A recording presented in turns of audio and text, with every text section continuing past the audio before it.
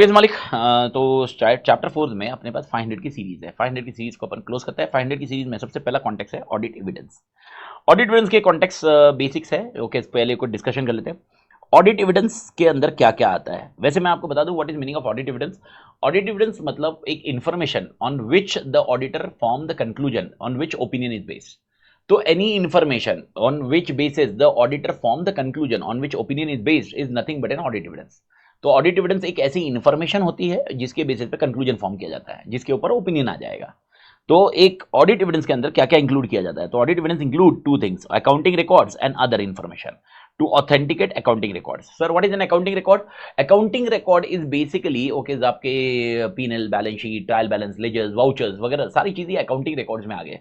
Other information okay which is used to authenticate accounting record is basically minutes of meeting के जो context आ गए। External confirmation के लिए आ गया आपका डिटेल्स एंड क्रेडिट्स का आप एक्सटर्नल कंफर्मेशन करते हो, that is nothing but other information. Purchase invoice, sales invoice, ये सब अकाउंटिंग इंफॉर्मेशन में जाता है। तो पहला point basics, audit evidence include two things, accounting records and other information. तो audit evidence include two things, याद रखने का। Second, types of audit evidence based on nature. Based on nature, there are three types of audit evidence. One is visual, one is oral, and one is document. मेरे ख्याल से इसको समझाने की जरूरत ही नहीं है। विजुअल ओके देखने वाला, ओरल ओके बात करके इंक्वायरी वगैरह करके, डॉक्यूमेंट ओके इंस्पेक्शन वाला contact. Types of audit evidence based on source. Types of audit evidence based on source. One is internal, one is external. Anything which is originated within the organization is internal. Anything originated outside the organization is called external. Internal, external की एक बात में खास बात बता दूं, internal और external में originated within the organization, originated outside the organization में दोनों में डिफरेंस क्या है। एक कॉन्टेक्स्ट याद रखना, परचेज इनवॉइस, एक है सेल्स इनवॉइस। अगर मैं सेल्स इनवॉइस बात करूंगा तो sales invoice is a part of internal information, okay, internal audit evidence. And अगर मैं बोलूं purchase invoice, it is an external audit evidence. Okay, because purchase invoice जो अपने पास आया है वो ओरिजिनेटेड बाहर हुआ है, तो इसलिए इंटरनल एक्सटर्नल ये दोनों अलग अलग होते हैं। आई होप ये क्लियर है बड़ी। Source of audit evidence, okay, यानी ऑडिट एविडेंस अपन कैसे कहां से आ सकते हैं, क्या है source. Test accounting records and check for consistency of accounting records. Basically इसको समझने के लिए थोड़ा सा अपन को इंटरनल ऑडिट एविडेंस के ऊपर बात करनी पड़ेगी, इंटरनल एक्सटर्नल। वैसे देखा जाए तो इंटरनल और एक्सटर्नल ये दोनों में से बहुत ज्यादा रिलायबल कौन सा होगा, एक्सटर्नल होगा at any point of time. Because at the end of the day okay हमारे लिए बाहर वाला जो इंडिपेंडेंट पर्सन है वो कॉन्फिडेंस ज्यादा देता है, लेकिन मेन ऑडिटर का ऑब्जेक्टिव क्या है, इंटरनल सबसे ज्यादा इंफॉर्मेशन देगा, एक्सटर्नल कुछ कम देगा। ओके, बहुत ज्यादा इंफॉर्मेशन, बल्क इंफॉर्मेशन इंटरनल से आएगी, थोड़ी सी इंफॉर्मेशन एक्सटर्नल से आएगी, और ऑडिटर को ये दोनों कंपेयर करना होगा। लेकिन कभी कभी ऐसी भी पॉसिबिलिटी हो सकती है एक्सटर्नल इंफॉर्मेशन अवेलेबल ही ना हो, इंटरनल ही अवेलेबल हो, तो इंटरनल में वो बहुत सारी इंफॉर्मेशन जमा करेगा और कोरोबरेट करेगा ईच अदर से। कोरोबरेट करेगा मतलब एक दूसरे को कंपेयर करेगा, that is how internal external का कॉम्बिनेशन वर्क। और उसी के लिए बोलता है सोर्स ऑफ ऑडिट एविडेंस क्या रहेगा, टेस्टिंग अकाउंटिंग रिकॉर्ड्स को चेक करेंगे, और उसके बाद हम consistency of accounting records check करेंगे एक्सटर्नल या दूसरे एविडेंस के साथ में। This is how it works. तो टेक्निकली ये आपका पहला बेसिक्स वाला कॉन्टेक्स्ट हुआ, मेरे ख्याल से बेसिक्स में क्लियर है। सबसे पहले अगर मैंने बोला ऑडिट एविडेंस मतलब क्या, तो ऑडिट एविडेंस मतलब इंफॉर्मेशन जिसकी वजह से कंक्लूजन फॉर्म किया गया है। ऑडिट एविडेंस इंक्लूड्स में क्या चीजें होती है, दो चीजें होती है, accounting records and other information. Audit evidence based on source, based on types, okay, the types of audit evidence based on source and based on nature. इसके दो अपन ने देखे, नेचर में 3 थे, सोर्स में ओके आपके 2 थे, ओके 2 और 3 ये कॉन्टेक्स्ट अपन ने कवर कर लिया। अब इसके बाद हम बात कर रहे हैं सफिशिएंट एप्रोप्रिएट ऑडिट एविडेंस की, इसके फैक्टर्स की बात कर रहे हैं। तो सबसे पहले बात कर रहे हैं सफिशिएंसी के फैक्टर्स की। तो सफिशिएंसी के लिए factors to be consider for sufficiency of audit evidence, sufficient audit evidence है कि नहीं है मेरे लिए, इसके फैक्टर्स क्या होंगे, 3 होंगे। पहला पॉइंट होगा मटेरियलिटी, दूसरा होगा आरएमएम एंड तीसरा होगा ओके पॉपुलेशन। पहला पॉइंट, अगर मटेरियलिटी ज्यादा है तो सफिशिएंसी ज्यादा होगी, मटेरियलिटी कम है, वो आइटम मटेरियल नहीं है तो सफिशिएंसी कम होगी। आरएमएम ज्यादा होगा तो सफिशिएंसी ज्यादा होगी, आरएमएम कम होगा तो सफिशिएंसी कम होगी। And most important population, homogeneous population होगा तो सफिशिएंसी कम होगी, हेटेरोजेनियस पॉपुलेशन होगा तो सफिशिएंसी ज्यादा होगी। ये 3 एक ऐसे फैक्टर्स की लिस्ट है जिसके अंदर हेड पॉइंट और मसाला कंटेंट मिलने वाला है। बाकी कोई भी फैक्टर्स की लिस्ट में आपको हेड पॉइंट मसाला नहीं है, सब स्टेटमेंट फॉर्म में, लेकिन इस फैक्टर्स की लिस्ट में आपको हेड पॉइंट और मसाला रहेगा। तो what are the factors for to determine the sufficiency of audit evidence, what are the factors to determine the sufficiency of audit evidence. कितने फैक्टर्स है, 3 फैक्टर्स है, materiality, risk of material misstatement and तीसरा point population. दूसरा point factors for reliability. वैसे मैं आपको बता दूं सर कौन सा रिलायबल ऑडिट एविडेंस है, क्योंकि टेक्निकली इसको कोई जनरल ऐसा आंसर नहीं दिया जाएगा कि ये रिलायबल है ये रिलायबल नहीं है, ऐसा कहीं पर कंटेक्स्ट होता नहीं है।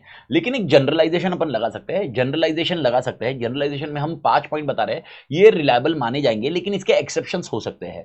मैं वापस बोल रहा हूं, in generalization we discuss 5 points for reliability, but there can be exception to this, यानी we are saying this are reliable but it may happen okay in some of the context the other may not be reliable, okay, but generally these are 5 points which are more reliable. तो वो 5 points क्या क्या है। सबसे पहले, if you obtain the audit evidence from independent source it is reliable, if you directly obtain second, auditor, you directly obtain from the audit evidence from the third party, it is more reliable.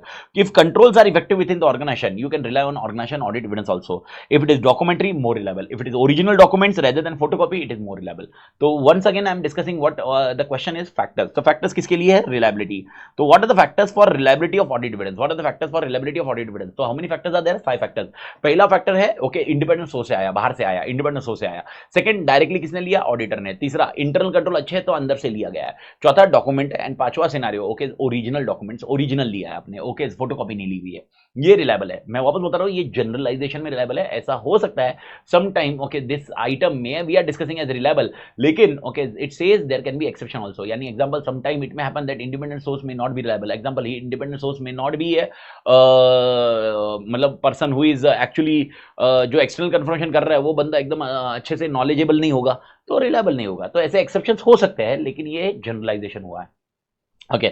और relevance का context आपको ध्यान में रखना है. इसके factors क्या है? तो इसके फैक्टर्स का कॉन्टेक्स्ट आपको मैं बता दूं, logical connection between okay the audit evidence obtain, जो ऑडिट एविडेंस ऑब्टेन कर रहे हो और ऑडिट प्रोसीड कर रहे हो, इनके बीच में जो लॉजिकल कनेक्शन होगा वो होगा आपका रिलेवेंट का ओके. वैसे मैं आपको याद दिला दूं, सफिशिएंट एप्रोप्रिएट ऑडिट एविडेंस के अंदर सफिशिएंसी भी होती है, एप्रोप्रिएटनेस भी होता है. एप्रोप्रिएटनेस दो चीजों से होती है, एक होती है रिलेवेंस, एक होती है रिलायबल ओके. तो अपन ने सब फैक्टर्स फॉर सफिशिएंसी देख लिया, फैक्टर्स फॉर रिलायबल देख लिया, इनके आंसर्स है. रिलेवेंस का आंसर नहीं है, रिलेवेंस का एग्जांपल है. तो फैक्टर फॉर रिलेवेंस ये क्या बोलते हैं ओके. रिलेवेंस मतलब क्या होता है? एक ऐसा लॉजिकल कनेक्शन जो ऑडिट एविडेंस और ऑडिट प्रोसीजर के बीच में होता है, उसको हम बोलते हैं ओके रिलेवेंस कनेक्शन. और इसके एग्जांपल दिए हुए, अगर क्रेडिटर्स आपको दिखने हैं वो ओवरस्टेटेड है या अंडरस्टेटेड है, ये चेक करना है. तो दोनों का ऑडिट एविडेंस जो रिलेवेंट होगा वो अलग होगा, जो प्रोसीजर होगा वो अलग प्रोसीजर होगा, रिलेवेंस अलग होगा ओके. डेटर्स रिसीवेबल, अगर मैं बोल रहा हूं मेरे को एक्सटर्नल कंफर्मेशन करना है डेटर्स का, मेरे को एक्सटर्नल कंफर्मेशन से मेरे को मालूम पड़ जाएगा डेटर्स रिसीवेबल बरोबर है कि नहीं है, लेकिन डेटर्स के ऊपर मेरे देखना है भाई, उसके वैल्यूएशन के बारे में देखना है, उसकी कंप्लीटनेस के बारे में देखना है, वो मैं चेक नहीं कर पाऊंगा एक्सटर्नल कंफर्मेशन से. तो what is a relevance okay, it is basically a logical connection. And inventory existence and valuation एकदम सिंपल है, वही है. इन्वेंटरी एग्जिस्टेंस में है कि नहीं है, इसके लिए मैं फिजिकल वेरिफिकेशन कर लूंगा, लेकिन वैल्यूएशन के लिए फिजिकल वेरिफिकेशन कर नहीं पाऊंगा. वैल्यूएशन के लिए मुझे एएस वगैरह या रिकॉर्ड्स चेक करने पड़ेंगे. तो रिलेवेंस क्या होगा? उस ऑडिट करते वक्त आपको कुछ चीजें एविडेंस चाहिए, वो रिलेवेंट कब मानी जाएगी? Relevant depends on factors. तो ये फैक्टर्स के कंटेक्स्ट, एक्चुअली फैक्टर्स नहीं है, एग्जांपल्स है, ये एग्जांपल्स आपको दिए हुए हैं. तो फैक्टर्स का कंटेक्स्ट ऐसा नहीं है. तो ये फैक्टर्स हो गया sufficient and appropriate audit evidence का. ये दूसरा क्वेश्चन है, आपको ध्यान रखना होगा. मैं आपको एक चीज याद दिला दूं okay, when we are discussing about this particular factors okay, ये 500 ये जो स्क्रीन पे पेज दिख रहा है, ये सबसे तोड़ इंपॉर्टेंट स्टैंडर्ड है, बिकॉज इसके बिना ये लॉजिक कुछ बैठता नहीं है. दूसरी चीज, ये स्टैंडर्ड अगर आप देखोगे ना, टुकड़ों टुकड़ों में बहुत सारी जगह अपन ने कवर किया था क्लास के अंदर ओके, जिसको एक साथ में लास्ट में कवर किया, लेकिन बहुत सारी चीजें छोटी छोटी हर जगह अपने अपने अपने एलिमेंट में काम आई है. आपको भी वैसे ही रखना है. It can be used anywhere, it can be used anywhere, I am telling you, it can be used anywhere. This standard can be used anywhere.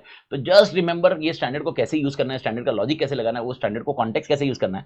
And अगर मैं पिछले 5 अटेम्प्ट की बात करता हूं, पिछले 5 अटेम्प्ट मतलब May 24, September 24, Jan 25, May 25 and September 25, ये 5 अटेम्प्ट में से इस स्टैंडर्ड के ऊपर 4 क्वेश्चन आए हुए, 4 बार क्वेश्चन आए. यानी ये standard at any point of time important है ओके, इंक्लूडिंग लास्ट अटेम्प्ट के कॉन्टेक्स्ट में भी ओके. हर एक अटेम्प्ट में कहीं ना कहीं क्वेश्चन आता ही है. तो याद रखिए स्टैंडर्ड तोड़ तोड़ तोड़ एलडीआर रखने का भाई ओके. तो मेरे ख्याल से ये फैक्टर्स का क्लियर है.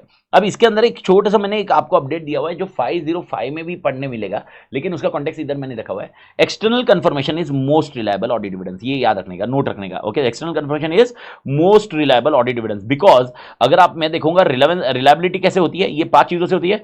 एक्सटर्नल कंफर्मेशन मेरे को बताओ किससे मिलता है ओके, इंडिपेंडेंट सोर्स से मिलता है. क्या डायरेक्टली ऑडिटर ऑब्टेन करता है? Answer is yes. और डॉक्यूमेंट्री है, ओरल है, डॉक्यूमेंट्री है. तो ऊपर 5 में से वो कितने पॉइंट कवर करता है? 3. इसलिए external confirmation is most reliable audit evidence. I hope this point is very clear. ये समझा पड़ी, ये याद रखने का. इसके बाद ऑडिट प्रोसीजर. तो सबसे पहला क्वेश्चन है audit procedure for obtaining audit evidence. ये अपन ऑलरेडी कवर कर चुके हैं पिछले वाले स्टैंडर्ड में, पिछले वाले चैप्टर में. राप होता है, RAP risk assessment procedure, further audit procedure, जिसके अंदर टीओसी एंड सब्सटेंटिव प्रोसीजर. ये वापस इधर करने की जरूरत नहीं है, लेकिन ये क्यों दिया हुआ? क्योंकि इसके अंदर मेथड्स होते हैं. वो मेथड्स को अपने को देखना. Methods for obtaining audit evidence. Technically methods क्या है? Inquiry, external confirmation, analytical procedure, observation, inspection, observation, reperformance, recalculation. इसको कितना भी अच्छे से याद रखो. मैं आपको बता रहा हूं एक कॉमन कौन सा मेथड है, एक इंक्वायरी है. इंक्वायरी सर किससे करने का? इंक्वायरी इंटरनल से करने का या एक्सटर्नल से भी करना पड़ सकता है. इंटरनल से भी कर सकते हो, एक्सटर्नल से कर सकते हो, दोनों से आपको इंक्वायरी कर सकते हो ओके. बट याद रखना इंक्वायरी आपको जो करनी है नॉलेजेबल पर्सन से करनी है. सर फाइनेंशियल या नॉन फाइनेंशियल दोनों हो सकते हैं, फाइनेंशियल भी हो सकता है, नॉन फाइनेंशियल पर्सन भी हो सकता है, कोई दिक्कत नहीं है, लेकिन इंक्वायरी का कॉन्टेक्ट है. एक्सटर्नल कंफर्मेशन अगला स्टैंडर्ड आएगा, एनालिटिकल प्रोसीजर अगला स्टैंडर्ड आएगा. इंस्पेक्शन, इंस्पेक्शन आप 2 चीज का कर सकते हो, एक डॉक्यूमेंट्स का भी कर सकते हो, एक आप एसेट्स का भी कर सकते हो. Inspection of assets, inspection of inventory और इंस्पेक्शन ऑफ डॉक्यूमेंट्स. ये आपको ध्यान रखना होगा. इंस्पेक्शन मतलब चेक करना, इंस्पेक्शन से आपको कॉन्फिडेंस लेना होगा, इंस्पेक्शन से ही आपको आपको कॉन्फिडेंस आएगा। यूजुअली बहुत बार कॉमनली ऐसा माना जाता है इंक्वायरी प्लस इंस्पेक्शन, ये दोनों कॉम्बिनेशन बहुत ज्यादा कॉन्फिडेंस देते हैं। लेकिन याद रखना कॉमन दोनों में से कौन सा है, कॉमन दोनों में से इंक्वायरी है, इंस्पेक्शन नहीं है, इंक्वायरी है। इंक्वायरी के साथ आपको कौन सा कॉम्बिनेशन करना है वो आपको देखना होगा। ऑब्जर्वेशन, ओके, बहुत अच्छा प्रोसीजर है, कोई दिक्कत नहीं है, लेकिन इसका डिसएडवांटेज क्या है? इसका डिसएडवांटेज है ये कॉन्फिडेंस उसी टाइम का देता है जब ये ऑब्जर्व किया जाता है। जब ऑब्जर्व कर रहे हो उस टाइम पे पब्लिक काम कर रही है, लेकिन जब ऑब्जर्व नहीं करते तब पब्लिक वो अवॉइड करती है। इसलिए ऑब्जर्वेशन का एक डिसएडवांटेज है, जो डिसएडवांटेज यही है कि जब आप काम कर रहे हो तब वो ऑब्जर्वेशन बराबर हो रहा है।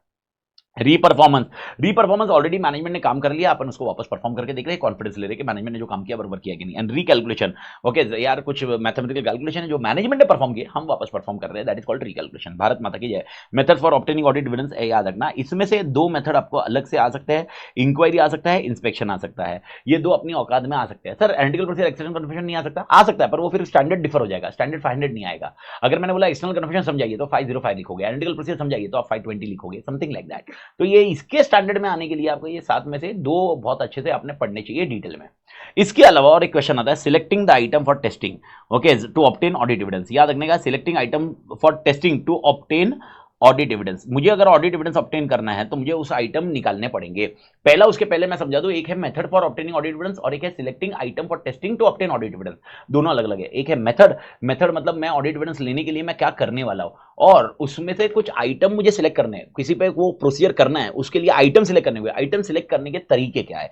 तो तरीके मेरे पास 3 है। पहला 100% एग्जामिनेशन कर सकता हूं, सेकंड स्पेसिफिक आइटम चेक कर सकता हूं, और सैंपलिंग कर सकता हूं। 3 चीजें हैं। ओके, सबसे पहला 100% एग्जामिनेशन, सेकंड स्पेसिफिक आइटम, और तीसरा है सैंपलिंग बेसिस। पहले 100% एग्जामिनेशन को ध्यान रखना। पहला कॉन्सेप्ट याद रखना, 100% एग्जामिनेशन अपन ने पिछले चैप्टर में कवर किया था कि 100% एग्जामिनेशन हम किस में नहीं करते, हम टीओसी में नहीं करते। तो 100% एग्जामिनेशन टीओसी में कभी भी पॉसिबल नहीं है। तो सर किस में पॉसिबल है? खाली टीओडी में। अब टीओडी में पॉसिबल है तो उसमें कब कारण होने चाहिए? तो उसमें कितने फैक्टर्स है? 3 फैक्टर्स है। तो याद रखना, ये 3 में 1 2 3 नहीं लिखूंगा, ABC लिखता हूं। ओके, ये 3 फैक्टर्स है जिसमें मैंने 100% काम करना चाहिए। ओके, वो भी टीओडी में, टीओसी में नहीं। अगर ये सिग्निफिकेंट रिस्क है या आरएमएम बहुत ज्यादा है और मेरे पास कोई दूसरा तरीका नहीं है जिससे सब्सिडेंट प्रोसीजर मिल सके, सब्सिडेंट प्रोसीजर से दूसरा कोई सब्सिडेंट प्रोसीजर नहीं है जिससे मुझे सफिशिएंट एप्रोप्रिएट ऑडिट एविडेंस मिल सकते हैं, ओके, तो भाई साहब, ओके, मेरे को 100% काम करना चाहिए, 100% करना चाहिए सिग्निफिकेंट रिस्क में। सेकंड, अगर पॉपुलेशन छोटा है और अमाउंट बड़ा है, पॉपुलेशन लो है लेकिन हाई वैल्यू आइटम है, तो आपने 100% करना चाहिए। एंड तीसरा, रिपीटिव कैलकुलेशन है और उसमें आप इंफॉर्मेशन सिस्टम यूज कर रहे हो जो कॉस्ट इफेक्टिव है, यानी इसके लिए आप कोई सॉफ्टवेयर बनाइए मत, लेकिन जो ऑलरेडी सॉफ्टवेयर है उसमें आप एक्सेल शीट में यूज करके कुछ परफॉर्म कर सकते हो, तो आप 100% टेस्टिंग करिए। तो मेरा क्वेश्चन ये है कि 100% एग्जामिनेशन करना चाहिए कि नहीं करना चाहिए? आंसर इज यस, करना चाहिए। लेकिन कब करना चाहिए क्वेश्चन आया, तो कब करना चाहिए तो क्या लिखोगे? When 100% examination should be done. तो सबसे पहले आपको याद रखना होगा 100% एग्जामिनेशन टीओसी में नहीं कर सकते, टीओडी में कर सकते हैं। और कब करना चाहिए? 3 सिचुएशन में। सबसे पहले आरएमएम ज्यादा है, सिग्निफिकेंट रिस्क ज्यादा है। दूसरा पॉइंट, ओके, अपने लिए मोस्ट इंपॉर्टेंट एलिमेंट है कि पॉपुलेशन बहुत छोटा है लेकिन अमाउंट ज्यादा है। एंड तीसरा सिनेरियो, ओके भाई, इंफॉर्मेशन सिस्टम सब कैलकुलेट करके देगा, कॉस्ट इफेक्टिवली कैलकुलेट करके देगा, रिपीटेटिव टास्क है। जैसे डेप्रिसिएशन का होता है, डेप्रिसिएशन में अभी यार एग्जांपल इनके पास 75 फिक्स एसेट है, 75 फिक्स एसेट का डेप्रिसिएशन कैलकुलेशन है। अब मैं तो ना एक एक चेक करते बैठ दूंगा यार, ओके, मतलब एक एक अमाउंट चेक करना। उससे अच्छा मैं क्या करूंगा, एक्सेल शीट में डाल दूंगा और वी लुकअप डाल दूंगा, या मैं एक्सेल शीट में वापस पूरा फॉर्मेट कर लूंगा और पूरा का पूरा 100% चेक कर सकता हूं। That is it. उसके बाद आता है स्पेसिफिक आइटम। अब ये स्पेसिफिक आइटम का कॉन्टेक्स्ट याद रखना, specific item can be based on high value और सर्टेन अमाउंट और वही सर्टेन ट्रांजैक्शन। ये क्या होता है? ये बेसिकली मैं स्पेसिफिक अमाउंट चेक कर रहा हूं, स्पेसिफिक अमाउंट चेक कर रहा हूं, स्पेसिफिक अमाउंट में पूरा चेक कर रहा हूं। तो इसके अंदर क्या होगा? ओके, यानी एग्जांपल मेरे को 10 लाख के ऊपर की जो भी ट्रांजैक्शन है वो मेरे को दे दो, high value amount. Okay, certain amount, okay, मेरे को सिर्फ मैं एक 5 लाख बोल रहा हूं, 5 लाख के ऊपर के सारे अमाउंट दे दो। Okay, that is called certain amount. High value is something, okay, 10 lakh वाला मेरे को दे दो, 25 लाख वाला वो मेरे को दे दो, 30 लाख वाला वो मेरे को दे दो, दैट्स इट। ओके, और सर्टेन अमाउंट मतलब उसके ऊपर वाले सारे आइटम दे दो मेरे को। स्पेसिफिक आइटम ये कॉन्टेक्स्ट होगा। और सैंपलिंग वाला कॉन्टेक्स्ट आया जो ऐसे 530 के हिसाब से आएगा, जो आपका अगला स्टैंडर्ड आएगा। ओके, अब बहुत बार कंफ्यूजन होता है स्टूडेंट के अंदर कि सर ऐसे सैंपलिंग और स्पेसिफिक आइटम ये दोनों में डिफरेंस क्या होता है? सैंपलिंग, ओके, मेरा कॉन्टेक्स्ट है कि सैंपलिंग मैं उसमें से निकाल रहा हूं। ओके, सैंपल बेस है, सैंपल का कोई भी तरीका हो सकता है, सैंपल के मेथड भी हो सकते हैं, रैंडम सैंपलिंग हो सकता है, स्ट्रैटिफाइड सिस्टमैटिक इंटरवल हो सकता है, मॉनिटरी यूनिट हो सकता है, ओके, उसके अलावा भाई ब्लॉक सिलेक्शन हो सकता है, हैपेसाइड हो सकता है।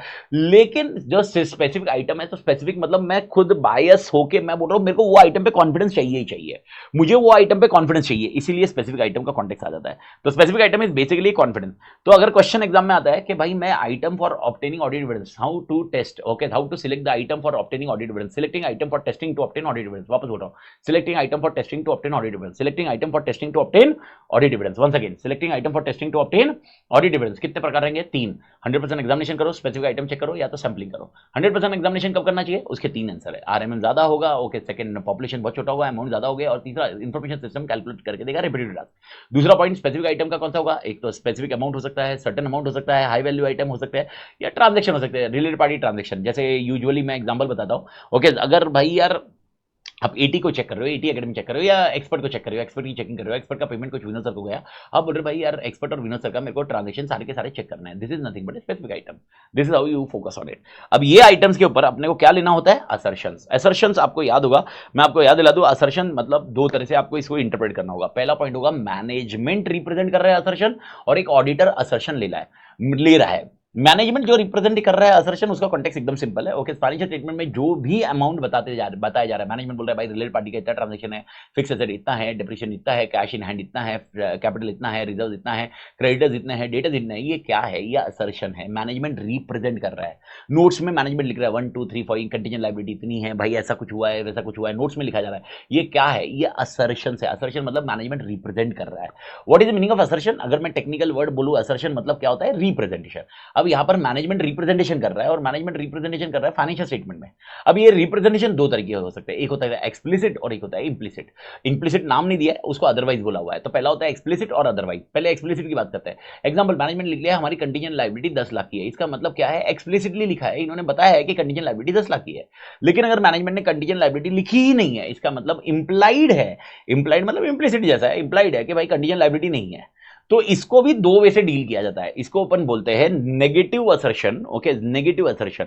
और नेगेटिव असर्शन में, ओके, आपको याद रखना है, एक्सप्रेस भी हो सकता है, इंप्लाइड भी हो सकता है। एग्जांपल, ओके, नेगेटिव असर्शन मतलब क्या? कंपनी के पास वो चीज है ही नहीं, तो उसमें एक्सप्रेस और इंप्लाइड हो सकता है। कंटीजेंट लायबिलिटी मेरे पास 1 रुपए की भी नहीं है, तो मैंने नोट नंबर 1 में लिखा है there is 0 rupees contingent liability against me. ये हो गया नेगेटिव असर्शन और एक्सप्रेस। और मैंने लिखा ही नहीं है नोट के अंदर, okay, there is a contingent liability करके बारे में लिखा ही नहीं है ही नहीं, इसलिए लिखा नहीं है। इसको बोलते हैं नेगेटिव असर्शन, और ये इंप्लाइड माना जाता है। कौन सा माना जाता है? इंप्लाइड। टेक्निकली एक्सप्रेस असर्शन जो होते हैं वो सबसे सही होता है, क्योंकि इंप्लाइड में, ओके, मिसलीडिंग होने की संभावना हो सकती है। तो याद रखने का, एक्सप्रेस मैक्सिमम टाइम होने का, पर नेगेटिव में है तो नेगेटिव में आप एक्सप्रेस और इंप्लाइड है तो वो देख सकते हो, और केस टू केस डिफर हो सकता है। तो आपको याद रखना है टाइप्स ऑफ असर्शन क्या होंगे। पहला होगा एक्सप्लिसिट, जो एफआरएफ बोलता है कि आपको डिस्क्लोज करना ही है। दूसरा होगा नेगेटिव, नेगेटिव में दो हो सकते हैं, एक्सप्रेस और इंप्लाइड। मैं वापस बोल रहा हूं, आपको हमेशा असर्शन एक्सप्लिसिट होनी चाहिए, अदरवाइज नहीं होना चाहिए, नहीं तो मिसलीडिंग होगा। लेकिन नेगेटिव में आप एक्सप्रेस और इंप्लाइड डाल सकते हो। नेगेटिव का एग्जांपल, कंपनी के पास वो नहीं है। एग्जांपल, कंपनी के पास है ना कैश इन हैंड ही नहीं है, कैश इन हैंड ट्रांजेक्शन ही नहीं है, तो कंपनी क्या कर सकती है? कैश इन हैंड 0, तो negative express. Cash in hand लिख ही नहीं रही है, वो लिख ही नहीं रही है, कैश इन हैंड करके जिक्र ही नहीं है, कैश एट बैंक ही लिखा हो, बाकी कैश इन हैंड लिखा ही नहीं है, negative, okay, implied. This is how it can work, okay. तो मेरे ख्याल से ये असर्शन के प्रकार क्लियर है बड़ी। और ये होने के बाद आपको याद रखना होगा, ऑडिटर इन असर्शंस के ऊपर कॉन्फिडेंस लेता है, वो भी एक असर्शन लेता है, कॉन्फिडेंस लेता है। तो ऑडिटर जब ये असर्शन के ऊपर कॉन्फिडेंस ऑब्टेन करेगा, तो 3 चीजें हैं, एक है अकाउंट बैलेंस, एक है क्लास ऑफ ट्रांजेक्शन, एक है डिस्क्लोजर। ये तीनों चीजों के ऊपर वो कॉन्फिडेंस ऑब्टेन करेगा। तो अकाउंट बैलेंस पे कॉन्फिडेंस क्या देगा? Existence, rights and obligation, completeness and valuation. ये पर्टिकुलर चीजें ना, ये चैप्टर 5 में भी आपको बहुत काम आएगी। एग्जिस्टेंस, एग्जिस्टेंस का मतलब है, अच्छा, अकाउंट बैलेंस मतलब क्या था बड़ी, ओके, अकाउंट बैलेंस मतलब क्या था? Balance sheet. Class of transaction क्या था? पीएनएल। एंड डिस्क्लोजर मतलब notes, cash flow, okay, changes in equity, जो भी रहेगा। तो बैलेंस शीट में जो भी आइटम है उन पे 4 चीजें चेक करनी चाहिए आपने। एज ए ऑडिटर आपने असर्शन लेना चाहिए, आपने कॉन्फिडेंस लेना चाहिए। कौन सी 4 चीजें? तो 4 चीजें कौन सी करनी चाहिए बड़ी? सब लोग मेरे साथ है क्या? ओके, 4 चीजें कौन सी? बैलेंस शीट में जो आइटम है वो एग्जिस्टेंस में है क्या? बैलेंस शीट में एसेट है वो राइट्स है, और लायबिलिटी है वो ऑब्लिगेशन है क्या? कंप्लीटनेस, जितना इंक्लूड करना चाहिए था उतना इंक्लूड किया कि नहीं? एंड वैल्यूएशन, जो अमाउंट पे आना चाहिए था वो अमाउंट बराबर आया कि नहीं आया?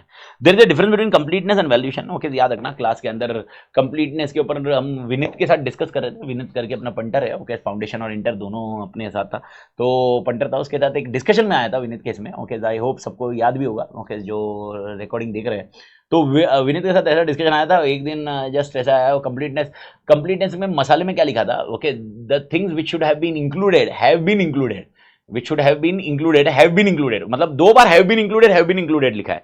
तो विनीत बोल रहा है सर आपने लिखते वक्त नींद में लिख दिया गया। मैं बोला अरे भाई बेवड़ा मत मार। ओके, लॉजिक सिंपल है। Okay, the things which should have been included, यानी कंप्लीटनेस का मतलब ये होता है कि भाई यार अगर मेरे 10 डेटर है तो मैंने 10 के 10 डेटर उसमें इंक्लूड किए हैं कि नहीं। ऐसा तो नहीं हो गया कि भाई यार 5 डेटर थे जो मैंने उसमें इंक्लूड नहीं किए हुए। Which should have been included, समझ में आ रहा है? वो इंग्लिश है वैसी, बट लेकिन लॉजिक ये है। एंड वैल्यूएशन एप्रोप्रिएट अमाउंट्स होने चाहिए। क्या होने चाहिए? Appropriate amount.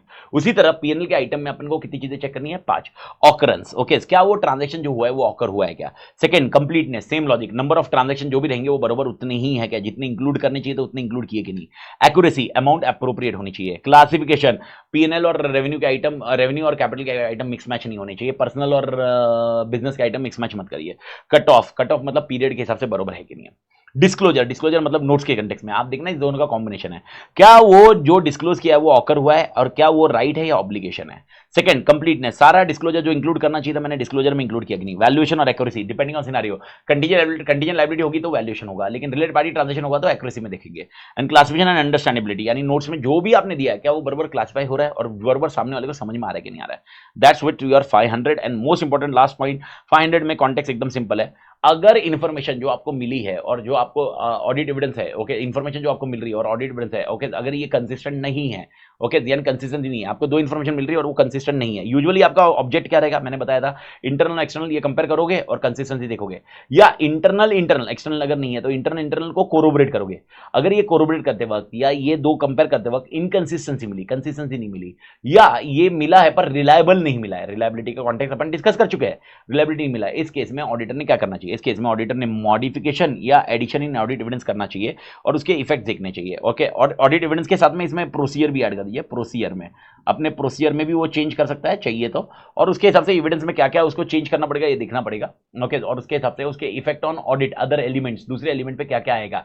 एग्जांपल, अगर डेटर में हमको ऐसा मिला है, इनकंसिस्टेंसी मिली है, डेटर में इनकंसिस्टेंसी मिली है, तो सेल्स पे उसके इफेक्ट है क्या?